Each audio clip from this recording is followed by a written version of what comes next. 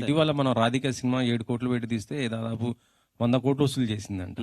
ఈ సినిమా ఇంత మంచి టాక్ వచ్చింది, ఇంత ఉన్నప్పుడు మీరు అదర్ లాంగ్వేజ్ తమిళ్లో కూడా ఎందుకు రిలీజ్ చేయలేదు అసలు? అదే సార్ మీరు అన్నదే, ఇంత మంచి టాక్ వచ్చింది, ఇంత మంచి అప్రిషియేషన్ వస్తుంది, ముందు మన వాళ్ళు చూడండి సార్. అందరూ ఇక్కడ ముందు మన వాళ్ళు అందరూ చూసి మంచి డబ్బులు అంతా వస్తే మీరు అన్నట్టు చూడండి, తమిళ్లో మలయాళంలో చిన్న సినిమా అన్ని కోట్లు, 100 కోట్లు.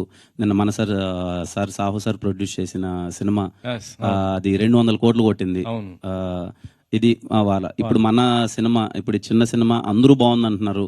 ఇక్కడ ముందు డబ్బులు వచ్చి, ఇక్కడ ముందు డబ్బులు అంటే నా ఉద్దేశం ఆడియన్స్ అందరూ థియేటర్కి వచ్చి చూసి చాలా బాగుందని ముందు వస్తే మళ్ళీ అదర్ లాంగ్వేజ్కి వద్దాం సార్. ముందు ఇక్కడ రాకున్నా అక్కడికి వెళ్ళే లాభం లేదని నా ఫీలింగ్. మళ్ళీ అది ఎలా ఉంటుంది అంటే ఇక్కడే ప్రూవ్ చేసుకోలేదు, అక్కడికి వెళ్ళి ఇప్పుడు మనం ఏం పీకేదేంది అన్నట్టు ఉంటుంది. సో ముందు మన వాళ్ళు ఇక్కడ చూసి, అదే నా ఫీలింగ్ అదే సార్. చూడండి నేను ఫస్ట్ నుంచి నమ్మాను, అరే ఎంత బాగుంది అన్నది పర్స్పెక్టివ్ సార్.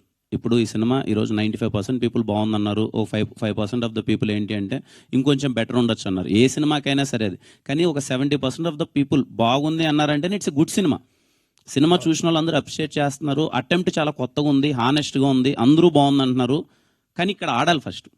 ఇక్కడ వచ్చి ఆడి అంత అంటే అదర్ లాంగ్వేజెస్కి వెళ్ళినప్పుడు ఇదిగోరా మేము సినిమా తీసాము, మేము ఒక రూటెడ్ సినిమా చాలా చిన్న బడ్జెట్లో కొత్తగా బాగా తీసామని మనం చెప్పొచ్చు.